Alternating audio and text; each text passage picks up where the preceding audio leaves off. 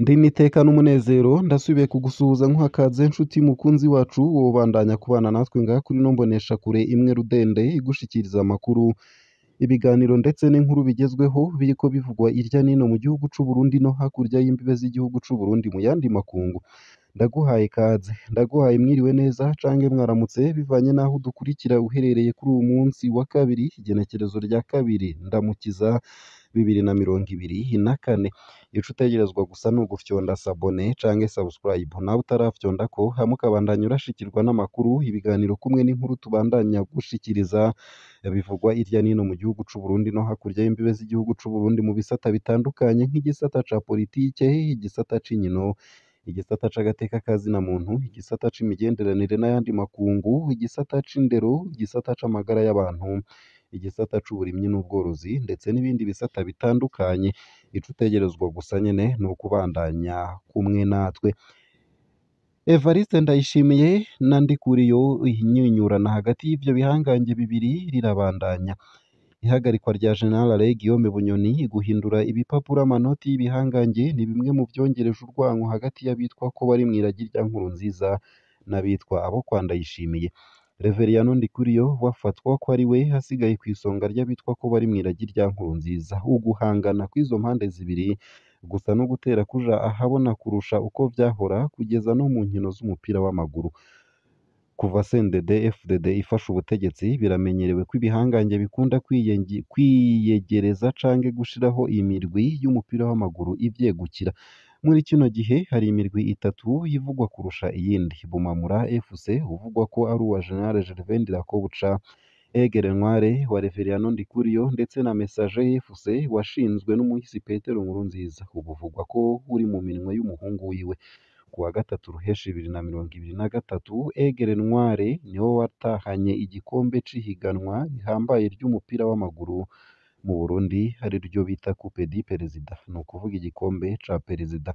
Ariko ico gikombe capfuye gutangwa Fondation Pax Burundi ya Reveriyano Ndikuriyo hica imenyesha ko igiye gusubira gutanguza ihiganwa bita Nkurunziza Cup, ni ukuvuga igikombe ca Nkurunziza. Yongera koko abazotahana intsinzi bazohabwa ubushimwe busumba kure ubwatanzwe muri Coupe du Perezida. Imirwi 8 izohiganirwa ico gikombe ntiyatevye gushirwa ahabona co kimwe n'amagenekerezo y'inkino. Inkino za Ndikuriyo zatanguriye rimwe n'igikorane c'umuryango wa Ndayishimiye. Umuryango wa Perezida Ndayishimiye waraye utanguje igikorane co gushimira Imana kubw'imyaka 3 Perezida Ndayishimiye amaze arongoye igihugu. Ni ukuvuga ico gikorane nyene cuguruwe kw'igenekerezo rya 21 z'ukwezi kwa gatandatu 2023 isaha 9 z'umurango muri zone Maramvya ya komine Mutimbuzi. Iyo saha nyene inkino zibiri zugurura ihiganwa Nkurunziza Cup zari zatanguye kuri stade Ingoma no kuri stade CTN. Inkino zikurikira zabaye ku munsi w'Imana mu gihe uwo munsi nyene hariho umuryango w'umukuru w'igihugu wari kuba uriko urarangiza igikorane cawo. Gutanguza inkino zitirirwa Nkurunziza inyuma y'igikorane ca perezida gutunganya izo nkino mu mwanya umuryango w'umukuru w'igihugu uri guhimbaza intsinzi ya Perezida Ndayishimiye yo mu mwaka w'ibihumbi 2020 hari ababibonye nk'agasomborotso ka Reveriyano Ndikuriyo. Hari imirwi ibiri yari yasavye ko inkino za Nkurunziza Cup zokwigizwayo indwi zibiri. Iyo mirwi ni Bumamura FC uvugwa ko ari uwa General Ndirakobuca be na Messager FC w'umuryango wa Perezida Nkurunziza. Amatwi adusumira avuga ko umuryango wa Perezida Nkurunziza wabonye ko vyoboneka nabi umurwi wabo witavye izo nkino mu mwanya umukuru w'igihugu ariko ahimbaza intsinzi yiwe. Fondation Pax Burundi ya Reveriyano Ndikuriyo ifatanije na FFB batangaje ko amatariki ya Nkurunziza Cup adashobora guhinduka, baca babandanya ihiganwa ry'imirwi 6 gusa. Uwa Ndirakobuca n'uw'umuryango wa Nkurunziza barayikuramwo.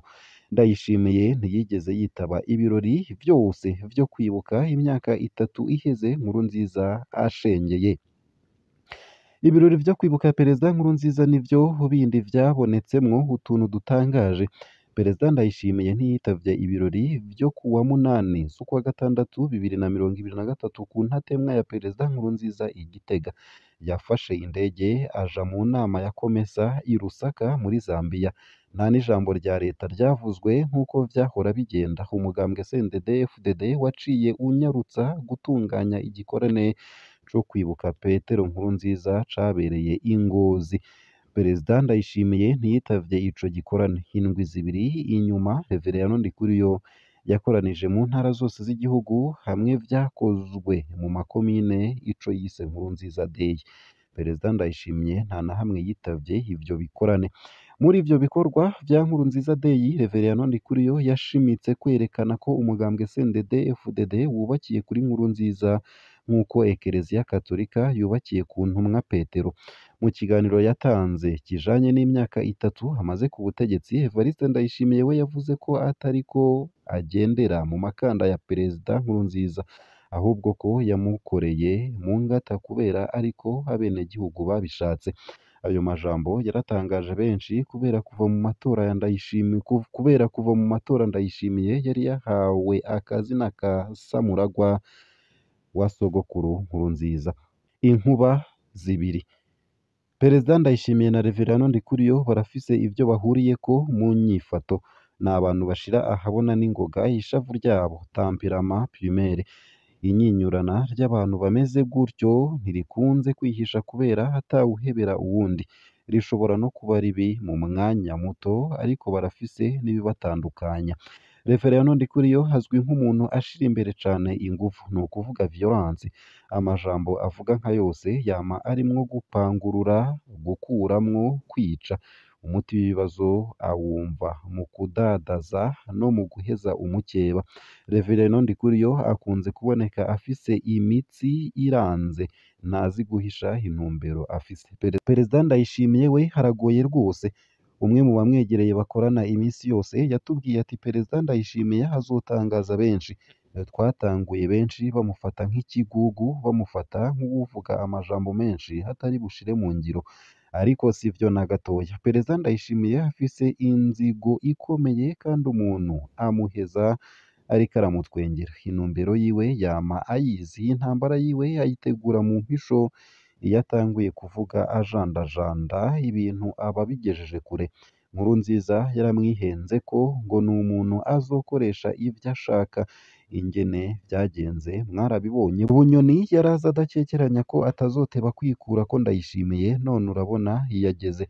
Burya n'abandi benshi bazotangara. Uravye inguvu n'igihagararo bafise, Ndayishimiye na Ndikuriyo bose ntiboroshe. Ndikuriyo afise umugambwe, afise imbonerakure, afise amafaranga menshi, ashigikiwe n'abiyita ko bari mw'iragi rya Nkurunziza. Abo nabo barimwo mu nzego zose z'igihugu, barimwo no mu nzego z'umutekano. Ashobora no kuronka bamwe mu mashengero y'abaporoti bahora inyuma ya Bunyoni. Inyuma ya Ndikuriyo hari umurwi munini w'abagumyabanga bumva ko bahemukiwe na Ndayishimiye.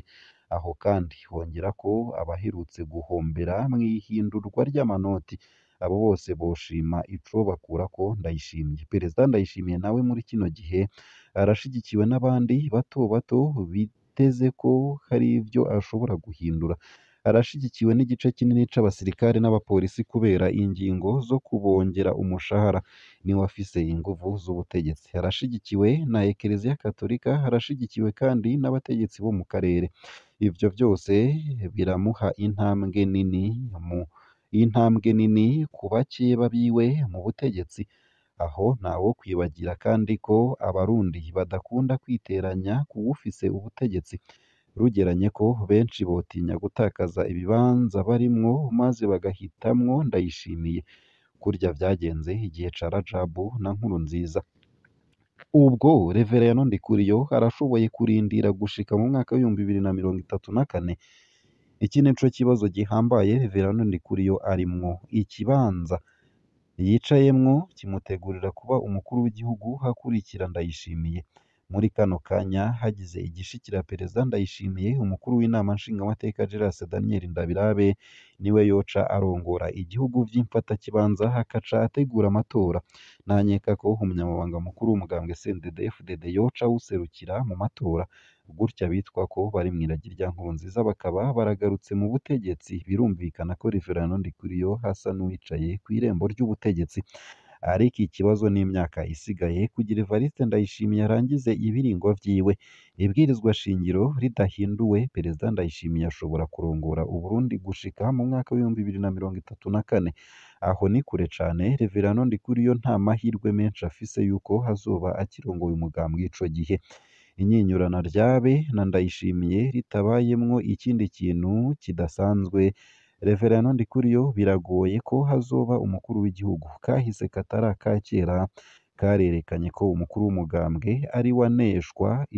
iyo ahanganye n'umukuru w'igihugu Reverend Ndikuriyo haravye nabi aho kuba kw'irembo ry'ubutegetsi hashobora kwisanga kw'irembo rya mpimba ngaha akaba ariho nsoreje ino nkuru yari yanditse ku rukuta rwa Pacifique Ninahazwe ico utegerezwa gusa nyene ni ukubandanya kumwe natwe uramanuka munsi y'ino video hama ufyonde imbere y'ijambo Isange TV haraba handitse ijambo s'abonner canke subscribe urafyondako hama uba udushikirije intererano yawe yo kuja turakuronsa amakuru ibiganiro ndetse n'inkuru tubandanya gushikiriza ndakwipfurije kubandanya uraroranirwa ndetse no kugira ibihe vyiza n'umunsi mwiza